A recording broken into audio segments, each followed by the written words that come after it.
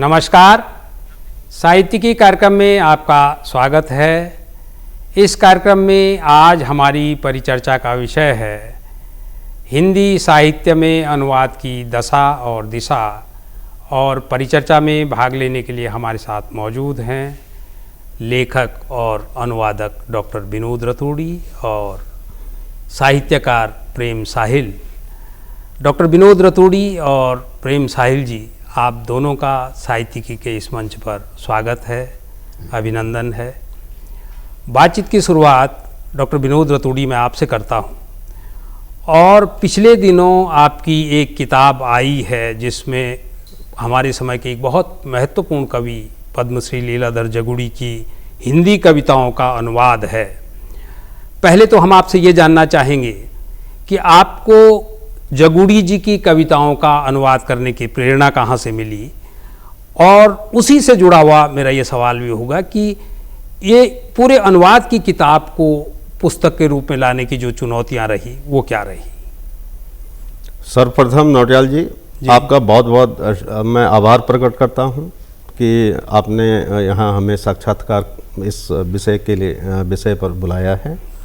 जहाँ तक ये प्रश्न है कि मुझे ये प्रेरणा कहाँ से मिली कि मैं जगुड़ी जी की कविताओं का अनुवाद करूं, तो मैं आपको बता दूं कि जगुड़ी जी ने गढ़वाली में और हिंदी में अपनी कविताएं लिखनी शुरू की जी। और उनकी जो 12 साल की उम्र में जो एक सेम मुखेम के ऊपर उन्होंने लिखी थी, मैंने उस कविता को ढूंढ के भी इस कलेक्शन में फर्स्ट कविता उसमें है जी। तो 1977 में बची हुई पृथ्वी आई थी, बड़ी चर्चा में रही है, और उसमें बलदेव खटिक एक कविता थी जी। तो उस समय तो हम स्टूडेंट्स थे जी, लंबी कविता है। हाँ जी, हाँ जी, हाँ। तो प्रोग्रेसिव सर्कल जिसे कहते हैं, तो काफी ये प्रचलित रही और हम भी इसके बारे में उस समय बात करते थे। फिर लंबा अरसा गुजरा, जगुड़ी जी ने भी काफी लंबी यात्राएं की और हमने भी काफी लंबी यात्रा की। उन्होंने बड़े मुकाम हासिल किए, और इसमें निसंदेह मैंने पाया कि पोस्ट इंडिपेंडेंट जो इंडिया है, दिस मॉडर्न एज के, वो हिंदी साहित्य में जगुड़ी जी एक विशिष्ट जगह स्थान रखते हैं, निश्चित रूप से। जी हाँ जी। और उनकी कविताएं यहाँ बंगाली में, उड़िया में, पंजाबी में कई लोग उनको अनुवादित करते रहे जी। तो हुआ ये कि अब मैं भी देहरादून में हूँ, तो उनसे हमारी मेल मुलाकात होती रहती। और जिस समय मैंने ये मल्टी कलर रेन लिखी, तो वो भी बोले, अरे आप भी कवि जी। तो हमने कहा क्यों नहीं, दिल हम संवेदनाएं हम भी रखते हैं। तो इस दौरान मेरा उनके साथ काफी उठना बैठना रहा और एक दूसरे को समझने का भी मौका मिला जी। तो जब मैंने पाया उनके टोटल काव्य को, उस समय मैंने ज़्यादा गौर से देखा। उन्होंने मुझे सजेशन उस दौरान दिया कि कविताएं लिखनी हैं, तो उस मामले में मैं उनसे सजेशन लेता रहता था जी। तब मैंने पाया कि जैसे जगुड़ी जी जैसे कद के जो आदमी हैं, उनकी कविताओं का अंग्रेजी भाषा में अनुवाद होना बहुत जरूरी है। बिल्कुल ठीक, क्योंकि बड़ी वाइड रेंज है। इस ब्रह्मांड का कोई भी ऐसा कंपोनेंट नहीं है जो जगुड़ी जी की कविताओं में नहीं है। बहुत बड़ी बात आप कह रहे हैं। मतलब उनकी जो जिसे छायावाद कहते हैं, I can say this is echo poetry, जिसको वो लिखते हैं। और जो उनकी सामाजिक, राजनीतिक और आर्थिक विषमताओं पे जो कविताएं लिखी गई हैं, that is it may be called a resistance poetry, मतलब उसके खिलाफ जी। तो फिर मुझे याद आया कि टैगोर जी की जो गीतांजलि है वो हमने अंग्रेजी में ही पढ़ी है। लिखी उन्हें बंगाली में थी, बट ही ट्रांसलेटेड हिमसेल्फ, उन्होंने खुद उसे ट्रांसलेट किया इंग्लिश में, फिर उन्हें नोबेल प्राइज मिला जी। तो ये प्रेरणा मुझे उस दौरान मेरे मन में आई। मैं तो लिख ही रहा हूँ, लेकिन जगुड़ी जी की कविताओं का भी इंग्लिश में अनुवाद होना चाहिए जी। क्योंकि आज पूरे भारत में, आज देखिए हर आदमी, उनकी नई जनरेशन है, इंग्लिश मीडियम में पढ़ रहे हैं। हमारे जो विदेश में बहुत सारे लोग हैं, और भारत का कद भी बढ़ रहा है जी। तो इसलिए मैंने डिसाइड किया, उनसे मैंने अनुमति मांगी, वो सहज तैयार हुए, और तब ये प्रेरणा मुझे मिली जी। अब बात ये है कि प्रेरणा तो मिली, लेकिन चुनौतियां, जगुड़ी जी जैसे कवि जो नए नए प्रयोग कविताओं के साथ करते हैं, नए नए शिल्प गढ़ते हैं, उनके शब्दों के भाव और बिंब एकदम नए और उनके मीनिंग, तो उनके साथ चलना, उनको पकड़ना और उनको ट्रांसलेट करना, ये अपने आप में एक बहुत बड़ी चुनौती रही। बिल्कुल, बिल्कुल। लेकिन इसके लिए मुझे, आपको मैं सही बताऊं, मैं भूल गया कि मैं विनोद रतूड़ी हूं। मुझे पूरा जगड़ी जी में होना पड़ा, उनके स्वभाव अपने अंदर आत्मसात करना पड़ा। क्या बात है, क्या बात जी है। हाँ, पूरा का पूरा। तो इतने समय और कई बार, जैसे कई वो थी, उनसे हमने परमिशन ली कि कब किसी पंक्ति में कब जगड़ी जी एक नया बिंब खड़ा कर दें। जैसे किसी मोड़ पे अचानक आपको कुछ मिल गया और उसको सही रूप और सही शब्द देना एक बहुत बड़ी चुनौती थी। कई बार मैंने लाइंस को स्ट्रक्चर किया, लेकिन उसका जो मूल भाव है बिना उसे छेड़े हुए, जी, उसको एक रिदमिक जो पोएटिक उसका इसेंस था उसको रखते हुए फेरबदल तो किया, लेकिन उसका जो पोएटिक इसेंस था उसको बिना डिस्टर्ब किए हुए। तो ये मेरे लिए भी बड़ी अद्भुत अनुभव रहा है इस दौरान। बिल्कुल डॉक्टर विनोद रतूड़ी जी, मैं इसीलिए बातचीत की शुरुआत मैंने इस सवाल के साथ की। जी हाँ, कि हम सभी लिखने पढ़ने वाले, और डॉक्टर ये प्रेम साहिल जी इस बात को स्वीकार करेंगे कि अपनी रचना लिखना, कोई कविता लिखना, कोई कहानी लिखना, किसी नाटक को लिख देना, जी हाँ, एक सामान्य घटना हो सकती है, लेकिन किसी लिखे हुए को किसी दूसरी भाषा में अनुवाद करना ये बड़ी चुनौती है। और आपके शुरुआती वक्तव्य में एक जो बहुत महत्वपूर्ण बात आई और जिसका सभी अनुवादकों को मुझे लगता है ध्यान रखना चाहिए, वो ये आई कि आप अपने आप को ट्रांसफॉर्म कर देते हैं उस कवि में। ठीक है, ऐसे ही जैसे किसी खास रोल को निभाते हुए कोई अभिनेता अपने आप को उस चरित्र में ढाल देता है। ये बहुत महत्वपूर्ण आपने बात कही। लेकिन प्रेम साहिल जी, जब हम अनुवाद करते हैं, हमने कई सारे अनुवाद पढ़े हैं, विश्व की बहुत महान रचनाएं हुई हैं और कई रचनाओं का हिंदी के जो हमारे बहुत प्रतिष्ठित लेखक हुए हैं उनका अंग्रेजी और दूसरी भाषाओं में भी जो अनुवाद हुआ, उसमें हम देखते हैं कि कई बार क्या होता है कि जो मूल पाठ होता है, जो ट्रांसलेटेड फॉर्म है, जो अनुवादित रूप है, वो उस भाव को कुछ कमतर कर देता है, कई बार बदल भी देता है। साहिल जी, क्या मैं सही कह रहा हूं? और अगर ऐसा है तो एक अनुवादक को क्या सावधानियां बरतनी चाहिए कि जो कवि है, लेखक है, उसका जो मूल भाव है वही भाव उसके जो अनुवादित उसका फॉर्मेट है उसमें व्यक्त हो सके? उसके लिए अनुवादक को सबसे पहले ये देखना है जी कि जिस रचना का वो अनुवाद करने जा रहा है जी, उसकी प्रकृति क्या है, तंज है उसमें, कोई सबक है या कोई स्टेटमेंट है, टोटल उसके हाव भाव हैं क्या। फिर उसके बाद जिस लैंग्वेज में आपने उसे ट्रांसलेट करना है, अनुवाद करने जा रहे हैं जी, वहाँ पर क्या है आपके पास कि उस रचना को भी पता न चले कि उसका अनुवाद होने जा रहा है या हो रहा है। वो ऐसा लगे जी कि एक नया टेक्स्ट उस भाषा में जी सामने आ रहा है जिसमें आप अनुवाद करने जा रहे हैं। जी जी, उसके जो मैं मूल भाव आपको बताया अभी जी उसमें आना बहुत ज़रूरी है। जी, यही सबसे बड़ा चैलेंज है अनुवादक के लिए। जी, कहा है किसी ने कि किसी एक बात को कहने के लिए एक शब्द होता है, उसके लिए अनुवादक को मेहनत करनी चाहिए जी, उस शब्द को लाने की, उसको खोजने की। जी, उसका बदल जो है पूरे का पूरा उस भाषा में आ जाए, लेकिन ये भी ना लगे कि ये ट्रांसलेशन है, लगे ये कि जैसे उसी भाषा में आपने जी, पहली बार कहा है, कोई बात नई बात कही है, जी, ऐसा लगना चाहिए। जी, यही चैलेंज मैं समझता हूँ अनुवादक के सामने सबसे बड़ा है। इसीलिए डॉक्टर विनोद रतूड़ी और अपने दर्शकों को भी मैं ये जानकारी दे दूं कि प्रेम साहिल जी को हाल में ही उत्तराखंड सरकार का उत्तराखंड भाषा गौरव पुरस्कार मिला है, और साहित्य गौरव पुरस्कार मिला है, और उसके लिए आप बधाई के पात्र हैं। मैं ये सवाल लेकर आपके पास इसलिए भी आया था कि आप हिंदी, अंग्रेजी और पंजाबी 3 भाषाओं में एक साथ लिखते रहे हैं और पद्मश्री लीलाधर जगुड़ी की कुछ कविताओं को साहित्य अकादमी के लिए आपने अंग्रेजी में ट्रांसलेट किया था।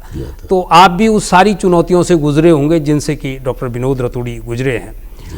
डॉक्टर रतूड़ी, आपका भी अंग्रेजी में एक बहुत शानदार कविता संग्रह है और इस बात के लिए हम सभी आपको धन्यवाद भी देते हैं और बधाई भी देते हैं कि हमारे पर्वत प्रदेश के, हिमालयी प्रदेश के जो छोटे छोटे बिंब हैं, जिसमें उप्पूगढ़ है और तमाम स्थानीय जो बिंब हैं, उन पर आपने अंग्रेजी में कविताएं लिखी हैं और अंग्रेजी का जो एक पाठक है, ऐसा माना जाता है कि वैश्विक भाषा है, वहाँ तक भी हमारे वो सारी जो सांस्कृतिक बिंब हैं वो उन कविताओं के जरिए पहुँचे हैं। लेकिन मेरे मन में एक सवाल आ रहा था कि आप मूलतः गढ़वाली वासी हैं, जी, रसियन, अंग्रेजी और दूसरी भाषाओं के आप पारंगत विद्वान हैं। लिखने के लिए आपने अंग्रेजी ही क्यों चुनी अपनी कविताओं के लिए? बड़ा अच्छा प्रश्न है नौटियाल साहब कि मैंने अंग्रेजी क्यों चुनी। बिल्कुल, वाकई में रशियन लैंग्वेज और रशियन के चलते जो इनकी ब्रदर लैंग्वेज है बेलारसियन एंड यूक्रेनियन, अच्छा, मतलब वो भी मैं समझ लेता हूँ, गढ़वाली भी है और हिंदी। लेकिन इंग्लिश आज यदि देखा जाए तो इंग्लिश निर्विवाद रूप से आज पूरे मॉडर्न जो वर्ल्ड है इसकी लिंग्वा फ्रैंका है, जैसे बोलचाल की भाषा कहते हैं, and it's a bridge language, एक सेतु की तरह काम करती है।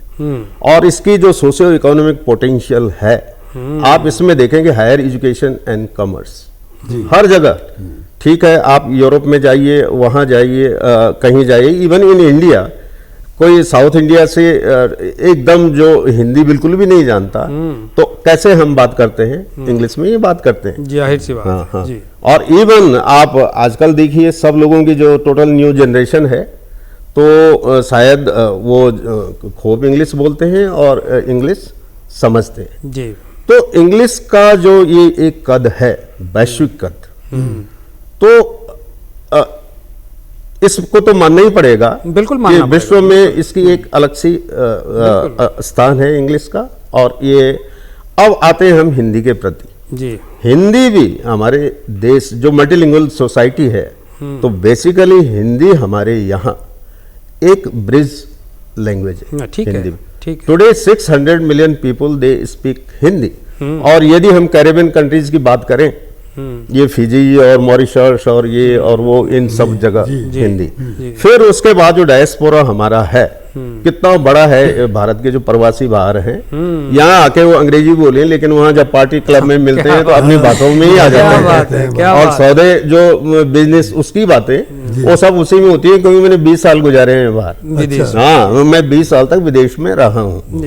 तो और आज के परिप्रेक्ष्य में भारत की इकोनॉमी जितनी तेजी से बढ़ रही है और भारत का कद भी विश्व मंच पे, वो जमाना नहीं है कि हम उनकी दया पे निर्भर रहा करते थे। तो आज जो है इसका जो जियो पॉलिटिकल एंड जियो इकोनॉमिक जो भारत की जो हस्ती है अब जो, तो विश्व मंच पे जब भारत हमारा देश जा रहा है, तो हमारा कर्तव्य बनता है कि हिंदी को भी हम एक वाइडर प्लेटफॉर्म दें। और ये तभी होगा जब हम हिंदी के जो हमारे प्रमुख जो लेखक हैं, जो कवि हैं, जो साहित्यकार हैं, उनके साहित्य को हम अंग्रेजी में अनुदित करें जी। और इससे एक चीज और होगी, इस नया जो जियोपॉलिटिकल ऑर्डर है, जब बाहर के लोग हमारे साहित्य को उन भाषाओं में, इंग्लिश में पढ़ेंगे, तो हमारे देश के प्रति उनका एक दूसरा दृष्टिकोण, एक दूसरे दृष्टिकोण से वो हम लोगों को देखें। जी हाँ। डॉक्टर विनोद रतूड़ी, जी हाँ, ये सवाल लेकर मैं आपके पास इसलिए भी आया था कि ऐसा माना जाता है प्रेम साहिल जी कि आप कोई भी भाषा बोलें, लेकिन जब आप अंतस के उद्गार व्यक्त करते हैं तो उसके लिए आपकी मातृभाषा ही उनको ज़्यादा बेहतर व्यक्त कर सकती है। लेकिन आपकी बातचीत में जो एक बहुत महत्वपूर्ण बात आई डॉक्टर विनोद रतूड़ी, उसको हम सभी लोग स्वीकार करते हैं, और वो ये है कि खासकर अंग्रेजी भाषा में, फ्रेंच, जर्मन, इटालियन, इन सब भाषाओं का भी अपनी जगह महत्व है, और यहाँ तक कि एक छोटी सी छोटी भाषा का अपना पूरा एक पूरा एक सांस्कृतिक इतिहास है। बिल्कुल है। लेकिन उसके बावजूद अंग्रेजी में जब आप ट्रांसलेट होते हैं तो एक वैश्विक पाठक वर्ग तक आपकी पहुंच बढ़ जाती है। और जो आपने कहा कि, और मैं भी जब आपकी कविताओं को पढ़ रहा था तो ये बात बराबर समझ में आ रही थी कि ठीक है, फ्यूली एक हमारे लिए फूल है। बिल्कुल बिल्कुल। लेकिन उसी फूल को जब आप अंग्रेजी में लिखते हैं तो एक अंग्रेजी पाठक या एक फ्रेंच या एक इटालियन उसको पढ़ के क्या समझता होगा, और उसको ये तो कम से कम पता चलता है कि एक गढ़वाल हिमालय का इलाका है, वहाँ एक फूल है और वो इतना महत्वपूर्ण फूल है। बहरहाल जी। प्रेम साहिल जी, जी जो डॉक्टर विनोद रतूड़ी कह रहे थे उसी बात को थोड़ा आगे बढ़ाते हुए, क्या आपको भी लगता है कि हमारे हिंदी पट्टी में इतने महत्वपूर्ण साहित्यकार हुए, कवि हुए, नाटककार हुए, पूरा एक लंबा चौड़ा इतिहास और बहुत समृद्ध साहित्यिक निधि हमारे पास है, आपको लगता है कि हमारे यहाँ अंग्रेजी में या दूसरी विदेशी भाषाओं में उन रचनाओं का पर्याप्त अनुवाद हुआ है?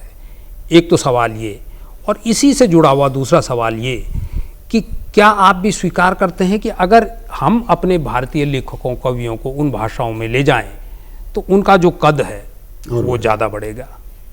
आपकी टिप्पणी।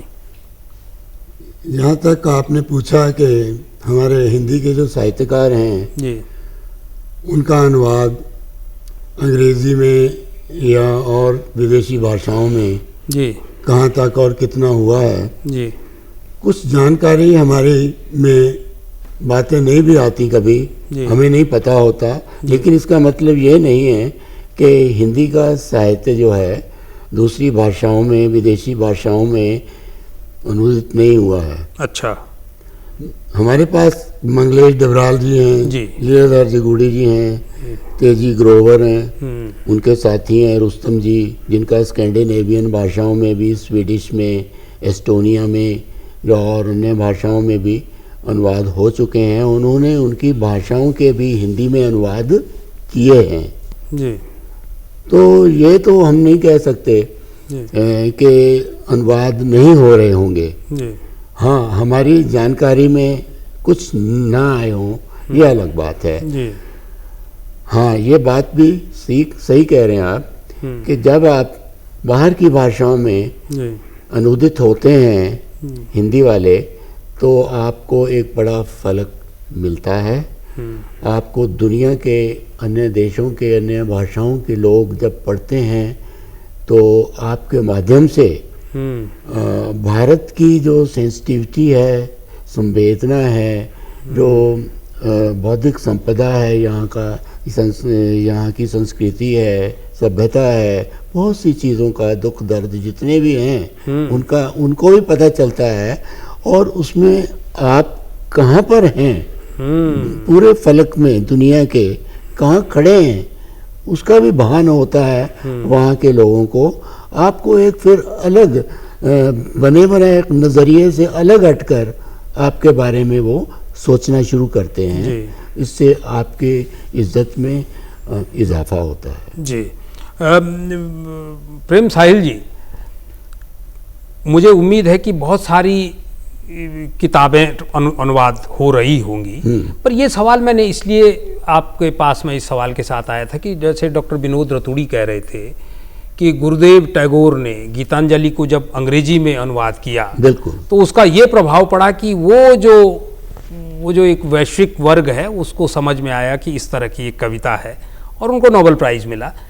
मैं कई बार सोचता हूँ कि हो सकता है हमारी भारतीय भाषाओं में, जिसमें हिंदी के अलावा तमाम दूसरी भाषाएं भी हैं, उनमें इसमें कोई शक नहीं कि बहुत समृद्ध साहित्य है, लेकिन उस साहित्य को वो मेन स्ट्रीम में ले जाने के लिए जिस भाषा की ज़रूरत है उस भाषा में उसका अधिकतर साहित्य चला जाए तो कम से कम उनको एक वैश्विक पहचान मिले जिन लोगों ने कि वो उसको लिखा है।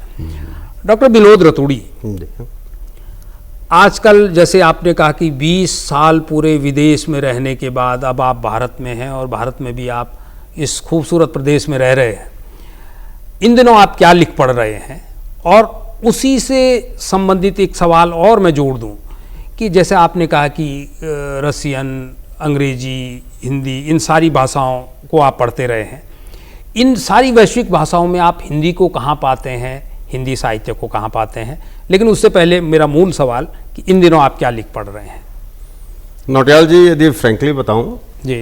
तो ऐसा मैं आजकल पढ़ ज़्यादा कुछ नहीं रहा हूं, अच्छा। क्योंकि मैं आजकल लिखने पे लगा हुआ हूं। बहुत अच्छा, बहुत शुभकामनाएं। और फिर मेरा स्टाइल ये है पैरेलली, जैसे साइमल्टेनियसली कहते हैं, मैं 2 बुक्स लिख रहा हूँ, अच्छा। क्योंकि अलग अलग मेरे कमिटमेंट हैं। जी। पहली book India state with Eurasia. अच्छा, इंडिया स्टेट विद यूरेशिया। नहीं, इंडिया स्टेट स्टेट, अच्छा। ट्रेड, अच्छा, व्यापार। इंडिया स्टेट तो व्यापार। यूरेशिया में ये एक्स सोवियत यूनियन जो कंट्रीज थे, this region is known now Eurasia. Eurasia, जी हाँ। तो वो पहले ही काम हो जाना था, लेकिन ये जो रशिया यूक्रेन वार से उसका नेचर थोड़ा चेंज हो गया है। दैट्स वाई एक तो मैं उसको बड़ी तेजी से, तो सुबह के टाइम पे तो मैं उसे लिखता हूँ जी। और शाम के टाइम, क्योंकि मैं वैसा आदमी, मेरी भिन्न भिन्न रुचियां हैं, मैं अपने को एक फ्रेमवर्क में रखना पसंद नहीं करता कि ये कवि हैं तो ये कवि हैं, ये कहानीकार हैं। तो और दूसरी बुक कि ये पर्टिकुलर गढ़वाल हिमालय के बारे में है। अच्छा। यहाँ भूत, प्रेत और आत्माएं, तो इंग्लिश में उसका होगा a ghost and spirits in the land of gods. मतलब देवताओं के लोग में भूत, प्रेत, बहुत विरोधाभासी शीर्षक है। जी। तो मैं इन 2 किताबों पे जी। काम कर रहा हूँ लगातार। अब आप मेरा ओरिएंटेशन समझ सकते होंगे बिल्कुल कि मैं यहाँ से भी जुड़ा हूँ, और ये नहीं कि हमने यहाँ से कट गए और दूसरी जगह चले गए, क्योंकि ये भी हमारे सांस्कृतिक जीवन का एक बहुत बड़ा हिस्सा है। बिल्कुल जो मैं ये भूत, प्रेत और आत्माएं जो कह रहा हूँ, जी। तो बेसिकली, और पढ़ाई भी वही जैसे रेफरेंस के लिए नहीं होता है, इससे रिलेटेड जो लिटरेचर है, बस ज़्यादा मैं आजकल, और मैं किसी सीरियस उसमें नहीं लिखने पे लगा हुआ हूँ। जी। अब दूसरी बात जो आपने कहा जी। कि हिंदी भाषा के साहित्य को मैं अन्य भाषाओं के साहित्य के आगे ये कहाँ खड़ी है, जी। तो वैसे तो बिल्कुल सही है। हिंदी जो है बड़ी प्राचीन और बड़ी समृद्ध भाषा और साहित्य है। हमारी माइथोलॉजी से लेके जी। और 20 में ये भक्ति मूवमेंट जो चले, खजाना है हमारे पास। बिल्कुल है, इसमें कोई दो राय सब कुछ है जी। लेकिन एक दौर ऐसे आया धीरे धीरे, जैसे हिंदी पढ़ने वालों को जैसे वो रूरल वर्सेस वो अर्बन नहीं हो जाता है, कुछ ऐसी मेंटलिटी यहाँ पे क्रिएट हुई है जी। अदरवाइज कमी कोई नहीं है, एक से एक विद्वान है, एक से एक काम हो रहे हैं और बड़े जबरदस्त है, लेकिन हम उस मानसिक दौर से गुजरे हैं जी। लेकिन जैसे अब उदारीकरण, जैसे भारत अब आगे तेजी से बढ़ रहा है, तो मुझे लगता है ये मौका है कि हम उन जो बेड़ी वो हैं गांठे, उनको तोड़ के हम आगे बढ़े और हिंदी को हम अब उस रूप में न देखें जी। और दूसरी बात, कई अब मैं पता नहीं इंटरव्यू में ये बोलूं कि नहीं बोलूं, किसी ने कहा अरे आप इंग्लिश में लिख रहे हैं तो क्या इसका क्या फायदा है जी। तो उनको ये मालूम नहीं है कि दुनिया भर के लोग नाम कमा रहे हैं जी। दुनिया भर की बाहर के जो लेखक और कवि हैं उनकी ओर ट्रांसलेट करके जी। हम गोरकी, लेरमंतोव, पुष्किन, चेखव या जितने, या ये लैटिन अमेरिकन के क्रांतिकारी जितने कवि हैं या शेक्सपियर, हम कहाँ से जानते जी। क्योंकि वो हमें खैर जो तो इंग्लिश में, क्योंकि हमें अंग्रेजी आ रही है इसलिए उनको हम जानते हैं, लेकिन जो और जो हैं हिंदी जो और भाषाओं से लोगों ने इंग्लिश में किया और हिंदी में भी किया है कि नहीं, तब हम उनको जानते हैं। बिल्कुल। तो हमें मैं तो ये कहता हूँ कि हमें ज्यादा से ज्यादा हमारे साहित्य को हमें ट्रांसलेट करना चाहिए, अनुवादित करना चाहिए। ये अलग अलग जगहों, जैसे आपने जिक्र किया इस्टोनिया वगैरह, तो वो मैं आपको बता दूं, वो उस समय सोवियत यूनियन था जी। और वामपंथ के रुझान वाले लोगों को वहां जाता था, इन कंट्रीज में उनकी वो होती थी, लेकिन असली जो यूरोप है और जो अमेरिका, जो वेस्ट है जी, वो एक दूसरी चीज है, वहां प्रचार होना जी। यहाँ से लोगों को भेजा जाता है कि ये उस रेडियो पे हिंदी बोल रहा है, गुजराती और ये सब, वो सिस्टम एक और था, आज का सिस्टम एक अलग है जी। तो मैं ये देखता हूं कि एक तो हमें उस संकुचित भाव को छोड़ के अपने हिंदी साहित्य को एक व्यापक उसमें देखना चाहिए और हमें अपने जो हमारे रचनाकार हैं उनकी महानता में विश्वास होना चाहिए और इसको हमें ज्यादा से ज्यादा अनुवादित करना चाहिए। जी। डॉक्टर विनोद रतूड़ी जी हाँ, जो आप कह रहे हैं कि भाषा कोई भी हो, जी हाँ, अगर रचना में दम होगा, जी हाँ, जी हाँ, तो वो अपने आप अनुवादित भी हो जाती है और वो अपनी सीमाओं को तोड़कर वैश्विक परिधि, बस केवल बात इतनी सी है कि आपकी कृति, आपकी रचना उस स्तर की हो। और दूसरी बात, आप बिल्कुल दुरुस्त कह रहे हैं कि जब आप स्थानीय बिंबों को अंग्रेजी में कहते हैं, जी हाँ, जी। मैं प्रेम साहिल जी, जी। हमारे ठीक पड़ोस में मसूरी में रस्किन बॉन्ड रहते हैं। हाँ जी हाँ। तो रस्किन बॉन्ड की रचनाओं का जो पूरा उनका रचना संसार है वो मसूरी से लेकर देहरादून और ज्यादा से ज्यादा चंबा तक का है। लेकिन रस्किन बॉन्ड आज की तारीख में अंतर्राष्ट्रीय स्तर का विश्व पुस्तक मेला में इस बार मैं गया था, अलग एक केबिन है जिसमें रस्किन बॉन्ड होते हैं, उनकी किताबें होती हैं। ऐसे मेरे ख्याल से दुर्लभ 5-6 लेखक भारत में है। तो क्योंकि उन्होंने हमारी दुनिया को, हमारे बिंबों को, हमारी वनस्पतियों को, हमारे जीवन को वैश्विक भाषा में, अंग्रेजी भाषा में कहा तो ठीक है, अच्छी बात है, उसमें कोई दुराय और होना चाहिए। लोक भाषा में भी अगर कुछ लिखा जा रहा है तो अंग्रेजी में वैश्विक, और हम आपको शुभकामनाएं देते हैं कि आप हमारे जो इस तरह के सांस्कृतिक पक्ष हैं उनको अंग्रेजी भाषा में लेकर जा रहे हैं, तो जाहिर सी बात है उस पर एक नई तरह का रिसर्च होगा और लोग जानेंगे। प्रेम साहिल जी, थोड़ा सा मैं विषयांतर करता हूँ, और आप कवि होने के अलावा, भाषाविद होने के अलावा शिक्षाविद भी हैं, प्रधानाचार्य आप रहे हैं, और आपने एक पूरी पीढ़ी तैयार की है नए बच्चों की। नई जो हमारी पीढ़ी है, और जिस तरफ डॉक्टर विनोद रतूड़ी भी अभी संकेत कर रहे थे, उसमें सृजनात्मकता की क्या स्थिति है, रचनात्मकता की क्या स्थिति है? क्योंकि इस तरह की लगातार हमको संकेत और शिकायतें मिलती हैं कि जो नई पीढ़ी है वो ये गैजेट्स की तरफ और मोबाइल की तरफ और उसकी तरफ ज़्यादा है, और किताबों से उनका वास्ता कम हो गया है। क्या ऐसा है? और अगर ऐसा है तो बतौर शिक्षाविद आप क्या सुझाव देते हैं कि हमारी जो नई जनरेशन है वो वापस लाइब्रेरी की तरफ आए? देखो, मूल बात है यहाँ क्रिएटिविटी की। जी। रचनात्मकता जो होती है जी। हर बच्चे के अंदर पहले से निहित होती है। जी। आप देखते हैं बच्चों को कुछ उल्टे सीधे काम करते हुए, कभी वो किसी चीज़ को उल्टा करता है, कभी सीधा करता है, कभी मरोड़ता है, कभी ऐसे करता है, कभी वैसे करता है। हम सोचते हैं कि ये नॉनसेंस क्या कर रहा है। पाब्लो पिकासो ने भी एक जगह कहा है, the chief enemy of creativity is good sense. क्या बात है, क्या बात है।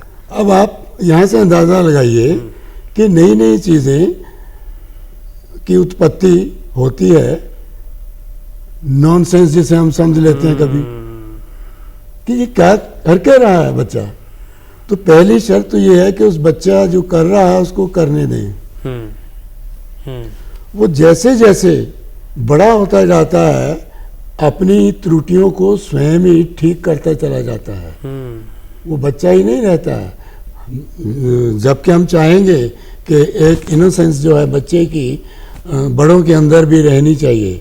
क्रिएटिविटी के लिए इनोसेंस भी बहुत ज़रूरी है, इमोशन बहुत ज़रूरी है। केवल बुद्धि के बल पर ही रचनात्मक कार्य जो है कंटिन्यू नहीं कर सकते। तो इन बातों का हमें ध्यान रखना चाहिए।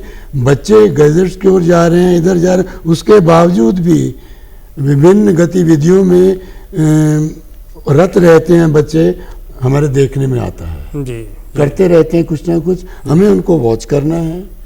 जैसे कोई लॉ है उसको हमने कवर देना है ताकि वो सही ढंग से जलती रह सके। क्रिएटिविटी हर बच्चे के अंदर, पशु पक्षी के अंदर होती है। वो अपना हुनर जानते हैं। बहता हुआ पानी है, खुदरा बना लेगा, क्या जैसे कहा है बशीर बद्र साहब ने। जी जी। तो ये क्रिएटिविटी ऐसी है ना कि नहर के दो किनारे आपने खड़े कर दिए, वो क्रिएटिव नहीं।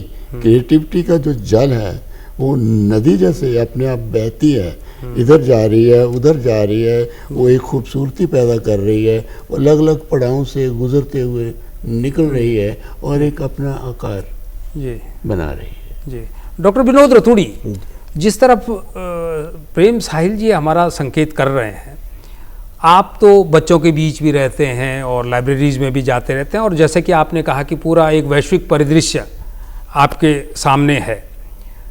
विदेश में आप रहे, देश में रहे, और हिमालय के इस कोने पर भी आप हैं। मैं आपसे ये जानना चाह रहा हूँ कि क्या आपको लगता है कि नई पीढ़ी में किताबों के प्रति उस तरह की रुचि है? बहुत संक्षेप में आपकी। नहीं, यही बड़े दुख की बात है जी कि किताब पढ़ने का जो कल्चर है वो ख़त्म होता जा रहा है। जी। ये बड़ी चिंता का विषय क्या है। वजह है? नहीं, वजह शायद जो आजकल जो ये गैजेट्स जैसे बच्चों के पास ये सब अवेलेबल हैं, मोबाइल फ़ोन है, मोबाइल्स हैं, फिर ओरिएंटेशन भी वैसा नहीं है जैसे पहले। सोशल साइंस में मोस्ट ऑफ जो स्कॉलर थे सोशल साइंसेज फैकल्टी से पढ़ के आते थे।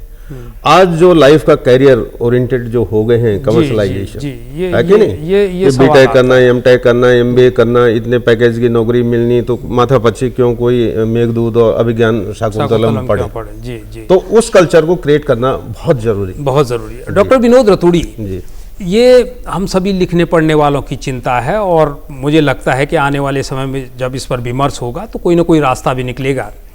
बहरहाल अनुवाद पर बहुत कम चर्चाएं होती हैं, और इस महत्वपूर्ण चर्चा में भाग लेने के लिए आपने समय निकाला। डॉक्टर विनोद रतूड़ी और प्रेम साहिल जी, आप दोनों का साहित्यिकी के इस मंच पर आने के लिए बहुत धन्यवाद, बहुत आभार। ये थी हमारी आज की साहित्यिकी। अगली बार किसी नए विषय के साथ कुछ नए मेहमानों को लेकर आपके बीच आएंगे। तब तक के लिए इजाज़त दीजिए। नमस्कार।